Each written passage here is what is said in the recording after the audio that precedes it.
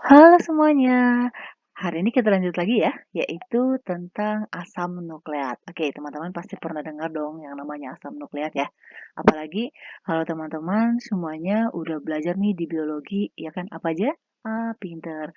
Ada DNA dan RNA. Oke, kita ulang lagi ya. Nih dia. Asam nukleat, jadi asam nukleat itu adalah merupakan biomolekul, oke?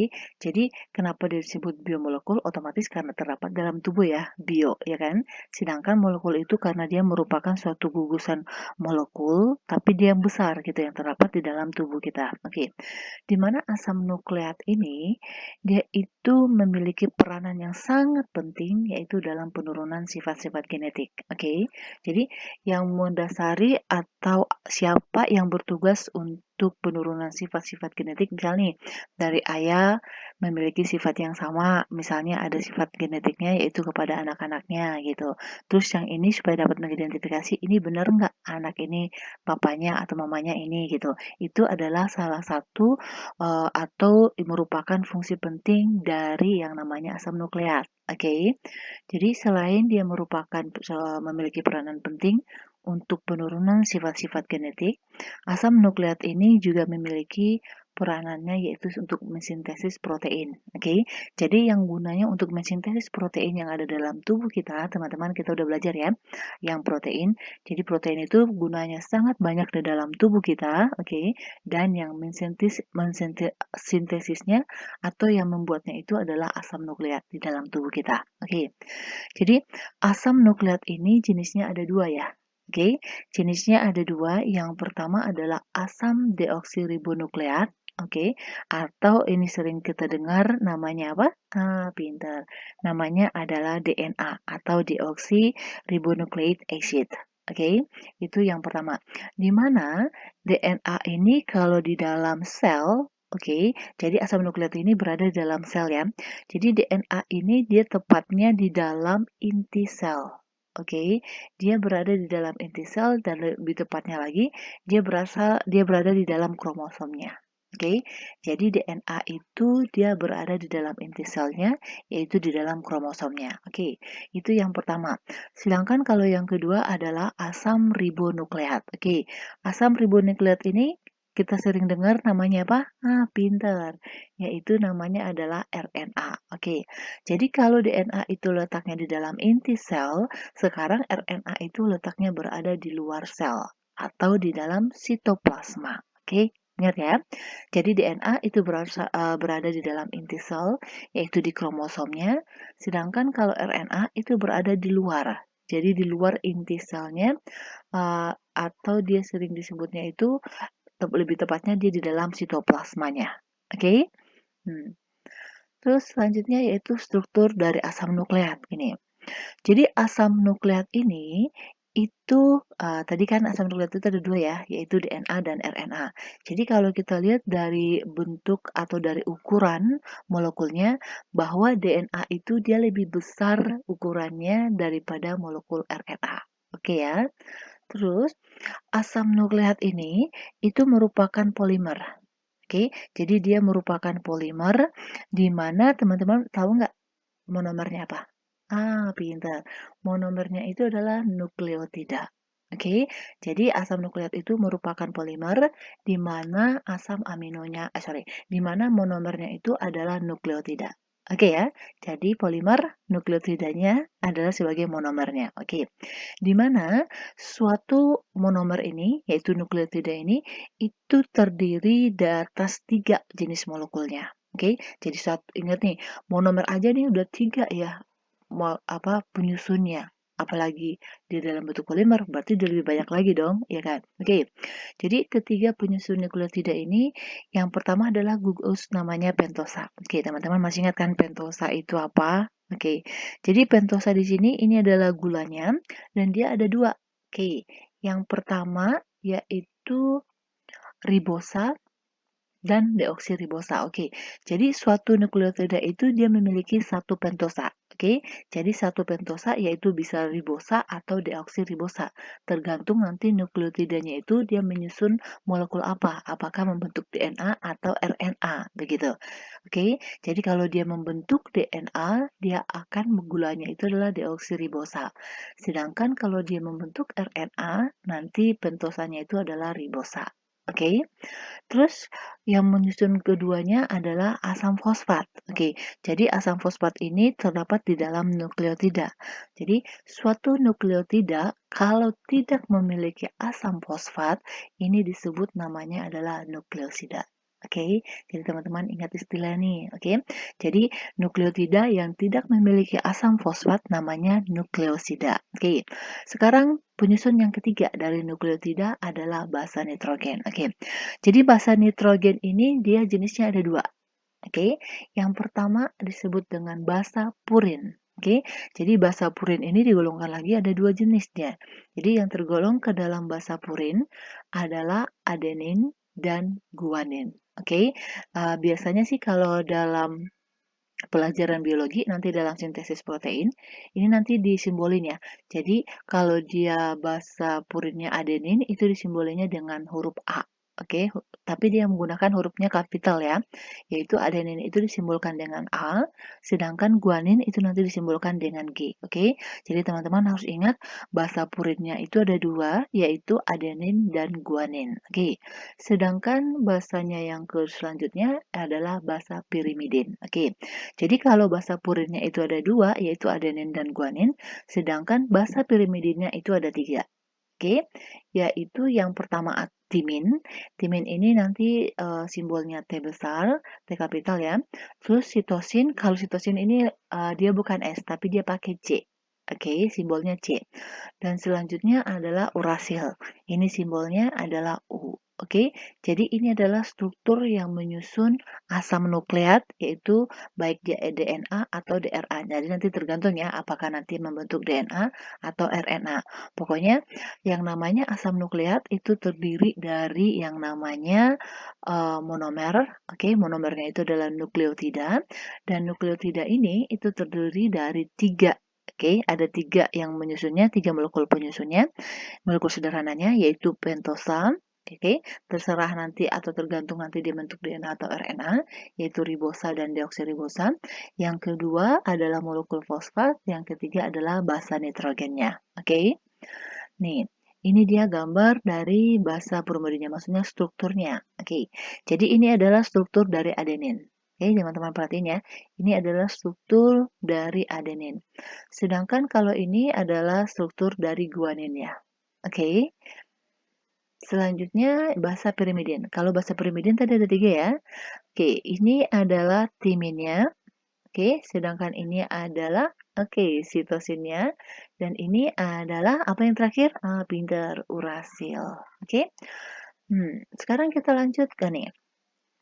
Jadi DNA itu, jadi suatu DNA itu dan RNA, memiliki yang namanya perbedaan. Jadi ada perbedaan antara DNA dan RNA-nya.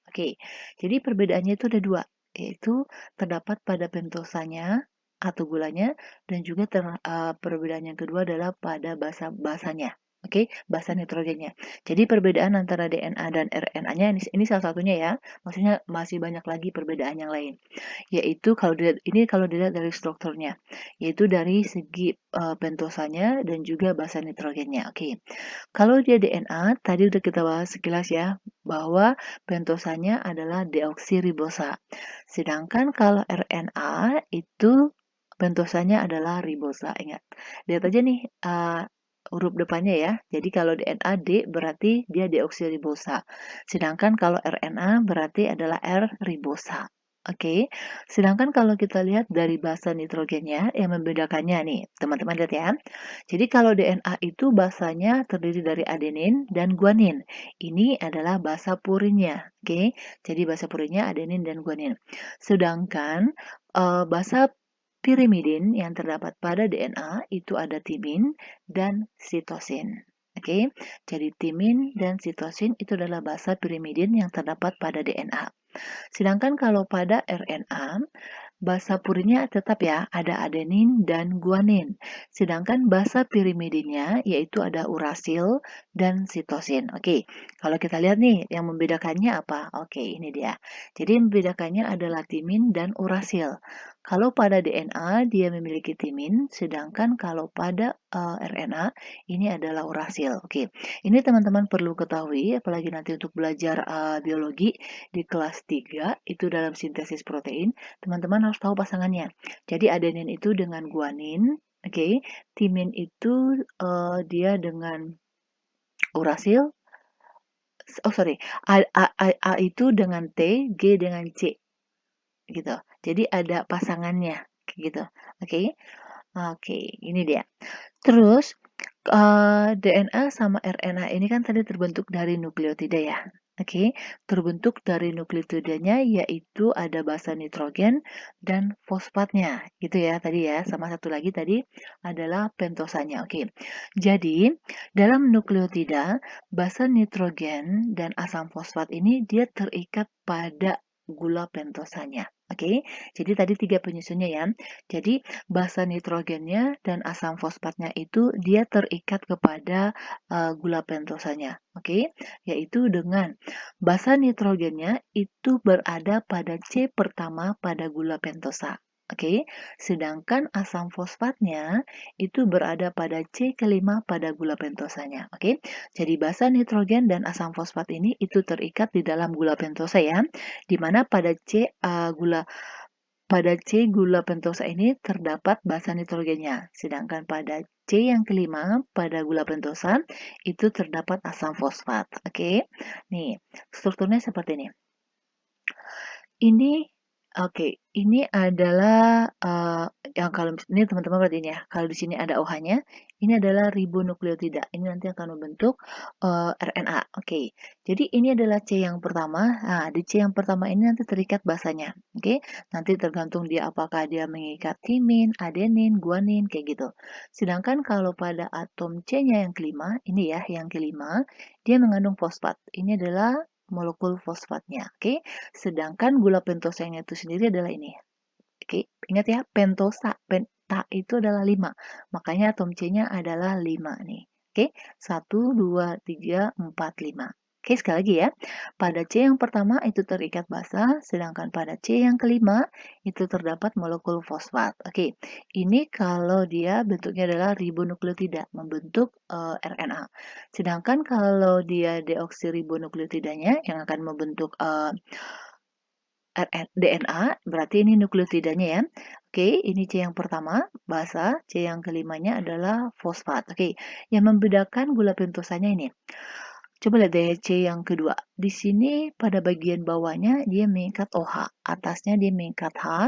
Sedangkan kalau pada deoksiribonukleat, dia yang pada gugus C yang keduanya, pada atom C yang keduanya, kedua-duanya itu mengikat atom H.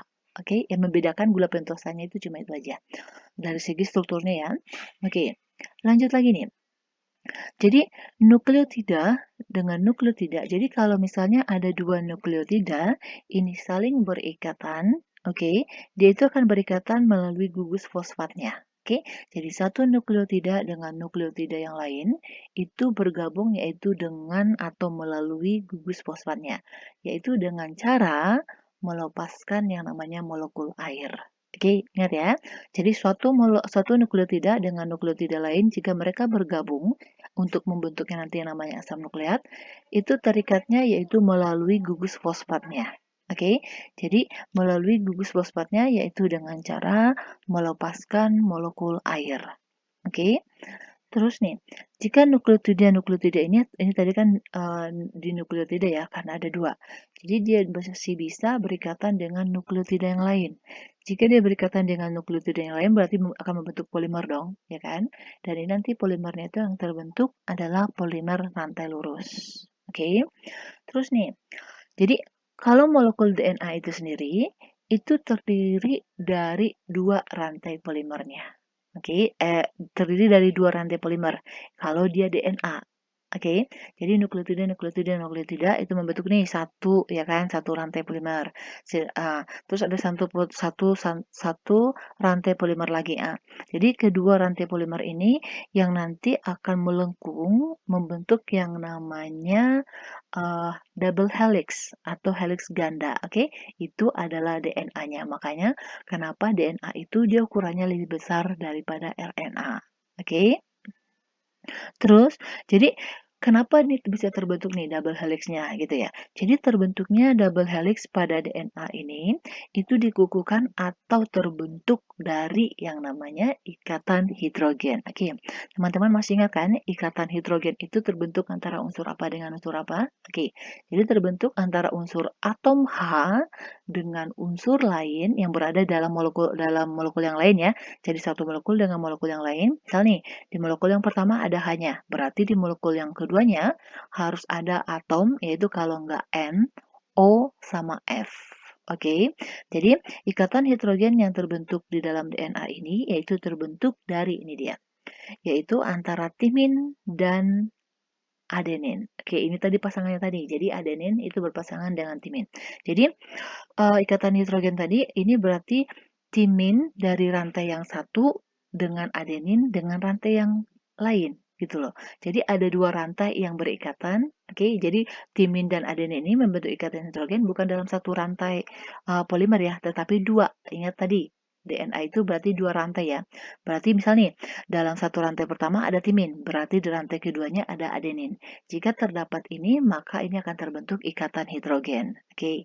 Dan juga yang kedua yaitu antara sitosin dari rantai satu dengan guanin dengan rantai yang lainnya. Oke, ingat nih, berarti pasangannya ya, T itu dengan A, sedangkan sitosin yang C itu dengan G. Oke, jadi kenapa dia bisa membentuk double helix DNA-nya?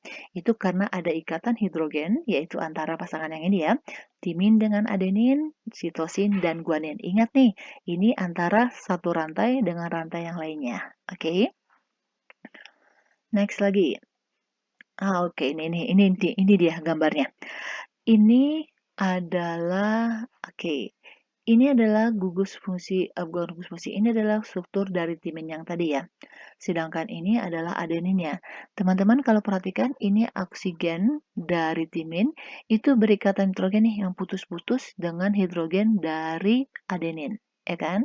Atau hidrogen dari timin ini dengan nitrogen dengan adenin. Oke, jadi O dari gugus timin dengan H dari gugus adenin. Dan gugus H atau atom H dari timin dengan N dari adenin. Kayak gitu. Oke, atau nih sitosin dengan guanin nih bentuknya. Sitosin dengan guanin membentuk ikatan hidrogen nih dia. Ini kan sitosin.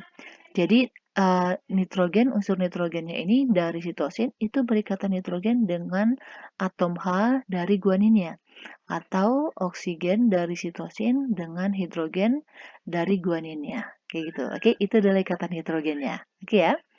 Terus selanjutnya yaitu nih fungsi dari asam nukleat itu gitu. Jadi DNA itu dia menyimpan yang namanya informasi. Oke. Jadi kenapa dia kan tadi disebut peranan pentingnya itu adalah sebagai pembawa sifat genetik gitu.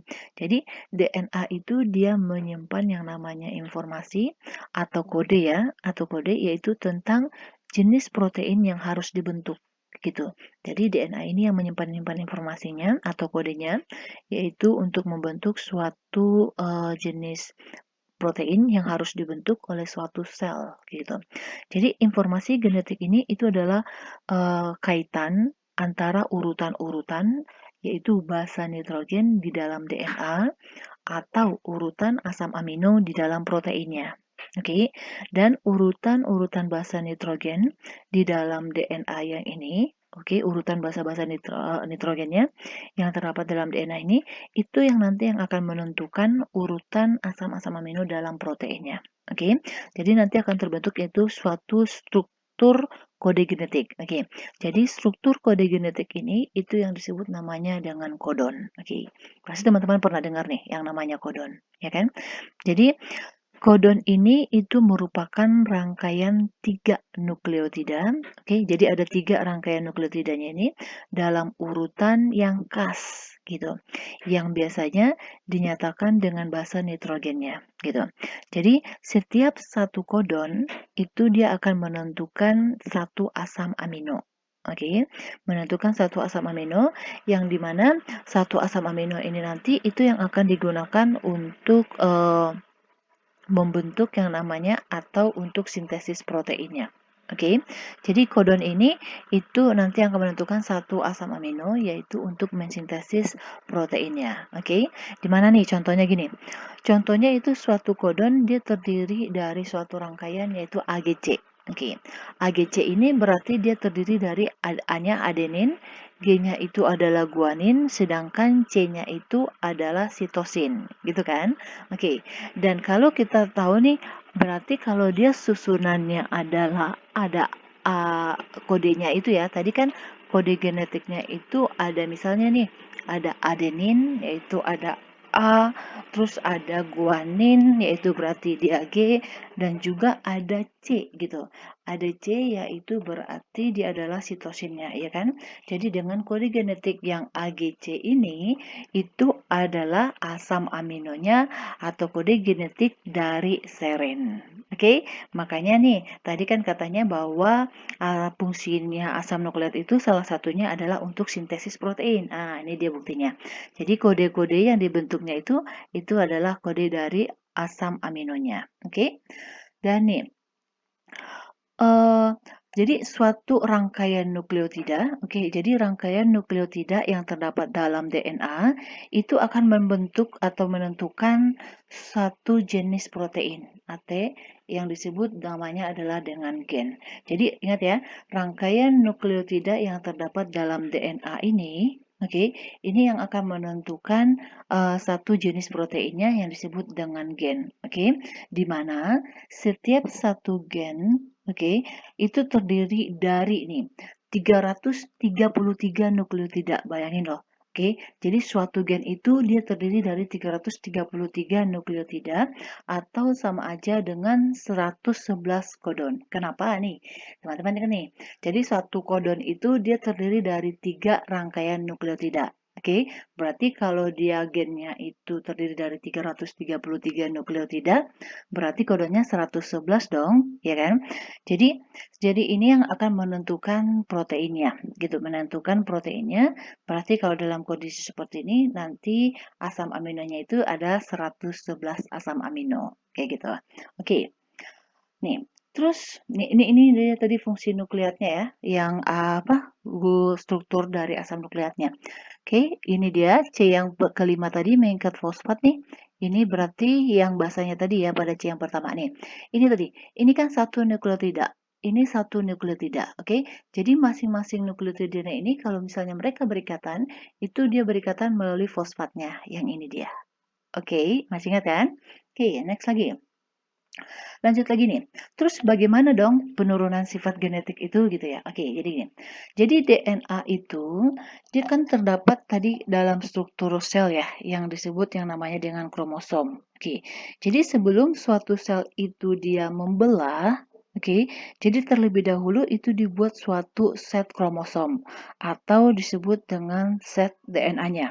Oke, jadi dibuat suatu kromosom atau suatu DNA yang identik dengan kromosom lamanya. Jadi kalau misalnya untuk membelah atau kita mau buat kromosom baru atau misalnya DNA atau misalnya suatu kromosom atau jenis yang lainnya, itu kita harus yang namanya membuat set DNA-nya dulu, yaitu dengan sama atau identik dengan kromosom lama. Oke, nanti yang akan diteruskan ke dalam yang namanya sel baru gitu.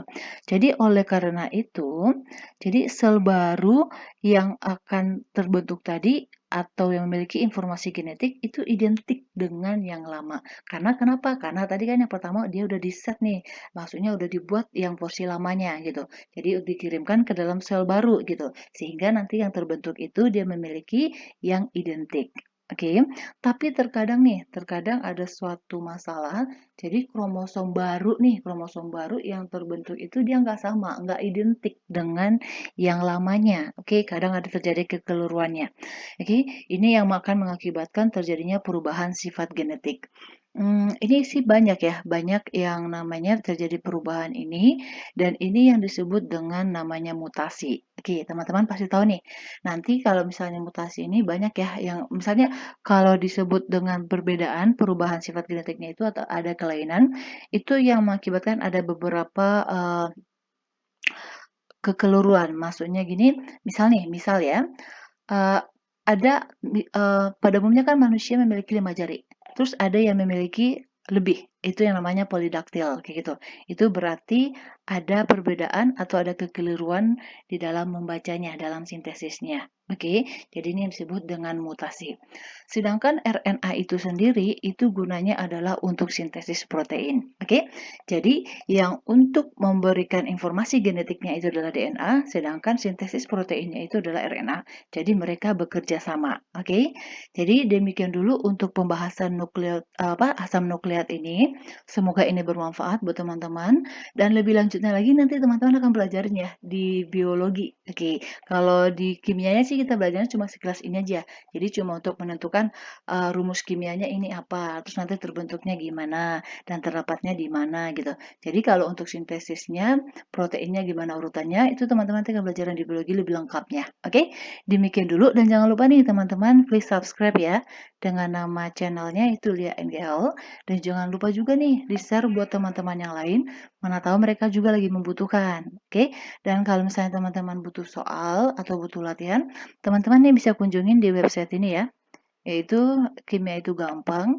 Kalau misalnya website ini belum tersedia, oke, pakai yang ada WordPress-nya aja. Berarti nanti tambah aja belakangnya Kimia Itu Gampang wordpress.com kayak gitu. Karena ini saya mau beralih websitenya gitu. Oke, demikian dulu ya. Terima kasih.